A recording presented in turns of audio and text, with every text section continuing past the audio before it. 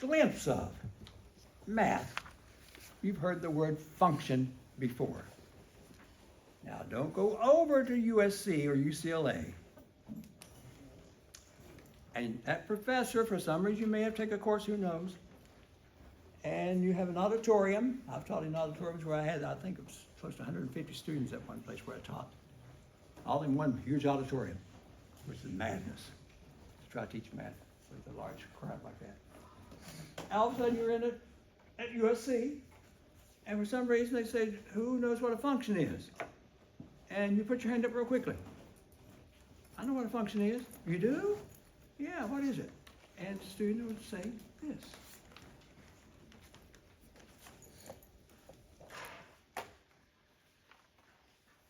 That's a function. And that USC professor, UCLA professor is going to say, and don't you dare tell them where you came from. Because they're going to look and say, huh? So that's what a function is? Yeah. Ramsey, don't mention my name. Ramsey showed, that's the notation for a function. That's not what a function is. That's notation. And I'm sure you guys who've worked with this before, it could be, I used F because F for function, but you could also represent like this, like this, like this. That's notation. Now, I know I have the definition on this handout. I want to know what is a function, and then I'll try a few of these exercises here. I need someone to read for me. Do I have someone who would volunteer to read? And it says definition, and they give you a definition. Here's the trouble with math, guys. Math is not the easiest thing in the world to read. But here's the definition for a function, and then when I have the student read it, I'll try to break it down, and then we'll try some of these exercises. The exercises are easy. Exercises are a gift. Okay, yes? A function from a set x into a set of y is a relation that associates with each element of x exactly one element of y. Okay, hang on. Now, can you imagine, no professor to help you, you bought a textbook, you open the textbook up, and staring at you is that definition. And no one's around to translate for you. You say, what? What? Read that to me one more time. I'm going to try to help translate it tonight. A function from a set x into a set y is a relation that associates with each element of x exactly one element of y. Ooh, here we go. I'm going to try it this way, guys, for a description of what he just read. I want to form a set. I'm going to call it set A. And inside this set, I want to have some ordered pairs, not numbers, ordered pairs. Like maybe this.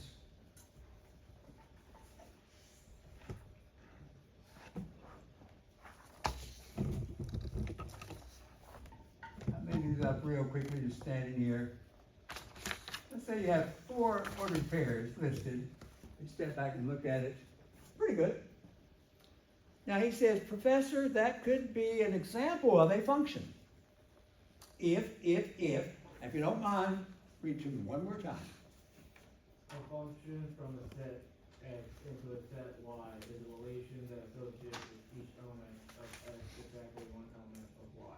Okay, guys, I know what the x is, and I know what the y is. Those are coordinates. This, right, for a point, coordinates. I have an x and a y. His question, my question is, with his definition, I notice that this x is paired up with 1. Is -2 paired up with anything else? Next ordered pair, I have 0 is paired up with 3. Did I pair 0 with something else? No. 1's paired up with 4, good. 2's paired up with 5. Have I met his definition? By description, have I met his definition? So this is a function. Now, if it is a function, and I know I just placed 4 ordered pairs there, looks like it's nice, I should be able to, I made this up real quickly. Does anyone have an idea? What's the name of this function? What relationship is there between those numbers? I stood here and made them up real quickly, but I had a relationship in mind. There's a relationship from here to here.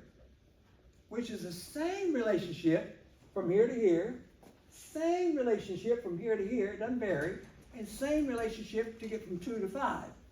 Does anyone know what that relationship is? Consistent all the way down. Yeah. X plus 3. She says, Professor, you just take the x and add 3. And there's your function. If you take this x and add 3, you get 1. Take 0 and add 3, you get 3. Take 1 and add 3, 4. 2 add 3, get 5. And I made his definition.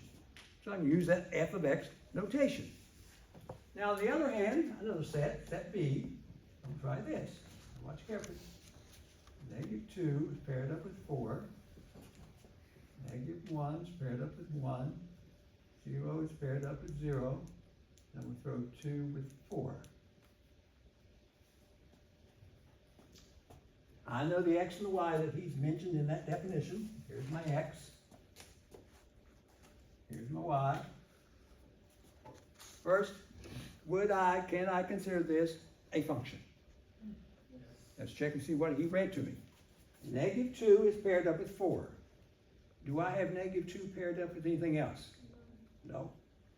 -1 is paired up with 1. -1 is not paired up with anything else. 0 is good, and also 2 is good. It just so happens these two have the same y value. But the pairing looks good, right? So this is a function. Who has in mind, therefore I can use this notation since I satisfied his definition. Who has in mind, what did I have in mind that's consistent throughout those ordered pairs all the way through? Yes. X plus 2. Do it again. X plus 2. Oh, I would think x plus 2 also, but I don't think it'll work right here. What did I have in mind that works for every one of those ordered pairs consistently? Go for it. X squared. X squared. A quadratic. You square the x, you get 4. You square this x, you get 1. You square this x, you get 0, of course. Square 2, you get 4. That's what I had in mind to form those ordered pairs. My last example, let's try this one.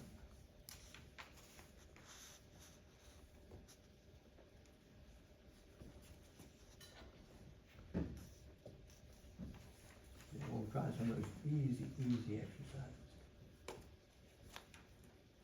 It's like that, and step back and look at it. Now, since we're having such a great class, I hate to ask you to read one more time that short definition. A function from a set X into a set Y is a relation that associates with each element of X exactly one element of Y. Hang on. I've got 4 paired up with -2. Did I pair 4 up with something else? That's a no-no. You can't do that. It's not a function if that happens. So this one is not a function because I did not meet his definition. Now, I guarantee you some of my students look at those numbers. There is a relationship though between those numbers. Does anyone see the rule here? Even though it's not going to be a function, there is something going on that when I wrote this up. Does anyone see a relationship that's consistent in this and this and this and this? I'll write that on the side. Yes. The 4 repeats. Come again. The X coordinate in the beginning meets with the last coordinate before. Yeah, but I want an equation now. I want, like, up here, you guys gave me quickly x squared. Up here, you gave me x plus 3. By the way, I cannot use the f of x notation on this. This is not a function. But I still see a relationship here. Does anyone see anything going on among those 1, 2, 3, 4 ordered pairs? There's a little pattern here. And I'll write it up, but I can't use the f of x notation because it's not a function. But there's still something going on. Who has an idea? Go for it. X equal y, y squared. Okay, you're saying x equals Y squared. y squared. He says, Professor, you can't use the f of x notation, but I notice this. This x right here is the y squared. You square -2, you get 4. Square -1, you get 1. Square 0, you get 0, and square 2 down here, you get 4 again. At least there's a relationship. Now see, there's a relationship there. And he gives it to me like this. That's not a function. Yes? So f of x equals square root of. Oh, I can't do an f of x at all in this. Okay. It's not a function, so you're not allowed to use f of x, g of x, h of x. Unless you meet that definition you read to me. But there's still a relationship going on. Okay, guys, part 3, I think. Yeah, part 3. Coming up. Now we jump right into it on your handout. Let me see if, okay. Let me have a student on the handout. Here we go, guys. Part 2, I'm going to ask a student to help me out here shortly. I gave you the name of a function. Here we go. F of x is equal to a negative 2x squared plus x subtract 1. I want you to find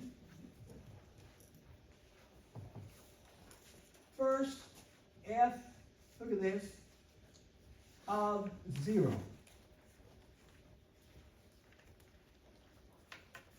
Now notice I use the f of x notation, so there's no need to worry about his definition. This is a function, or I would not be allowed to use that notation.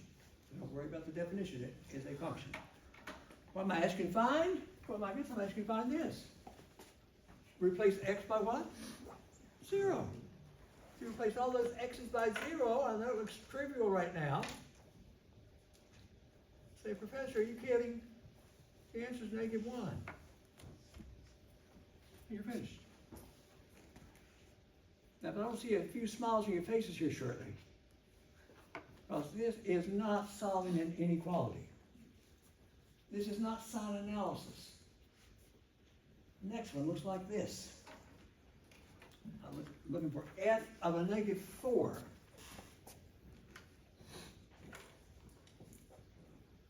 Professor, I know what it is. The x is being replaced by a negative 4. So be patient. Put it in. Do it like this, guys. Subtract 1. The only way you miss one of these is you do the arithmetic wrong. I think the first term is negative 32. I hope. Next, of course, is minus 4. And on the end, subtract 1. You guys agree? Is this the way it looks? Did I make a mistake in the math? Yeah. Oh, I did? Where is it? You should, Is that divide by negative 32? Is that negative 32 okay? 24.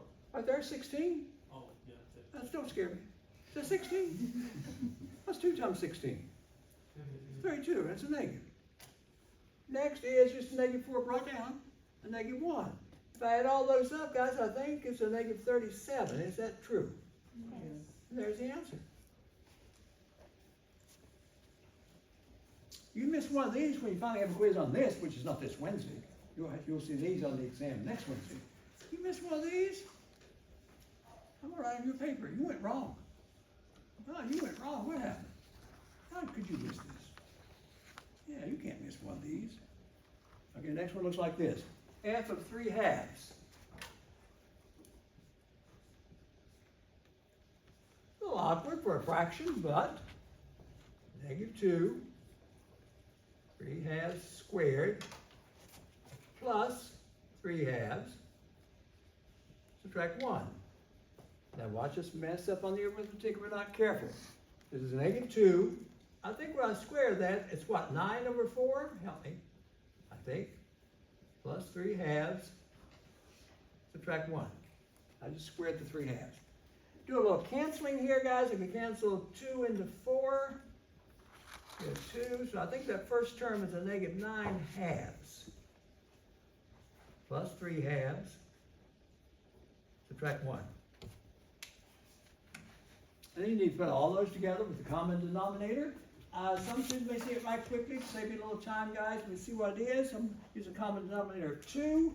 I'm going to think of this 1 on the end. Now watch carefully. I'm going to write that 1 as, if you don't mind, still have 1. If I get a marker to work here.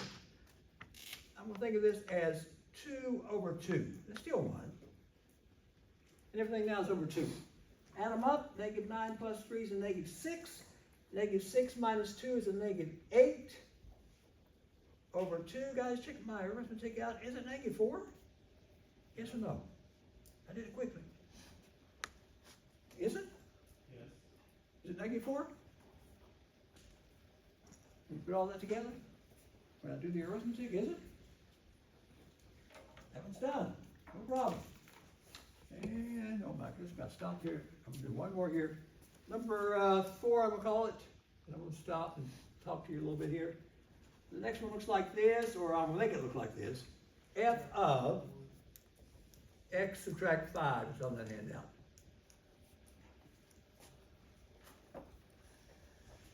Proud of you guys tonight. You got a lot done. So professor, same routine, same routine. Go back to my function. Replace, look at this now. You're replacing x with x subtract 5 squared plus x subtract 5 subtract 1. Do it back here. And substitute the x's with x subtract 5. I know it looks awkward, but that's what they asked me to do. Replace the x's with x subtract 5. Now don't mess up on this last example. This is -2. Now can someone tell me here at the end of class, what is x subtract 5 quantity squared in that first term? Help me out. What is this right here when I square it?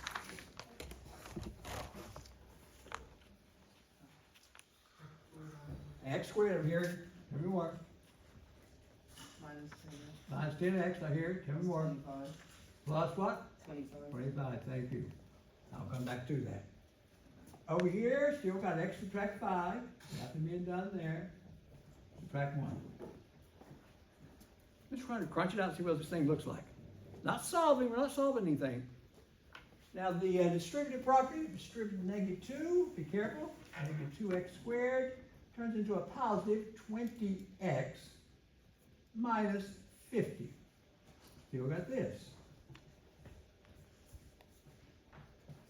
Step back and look at it, make sure I don't make a mistake on this last problem. Looking good so far?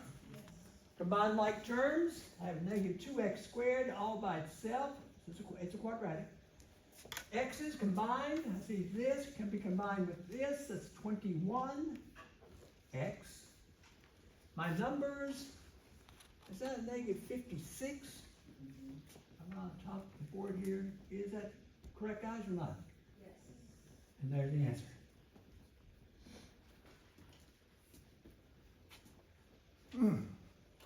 You can't go wrong on that. You can't go wrong on one like this.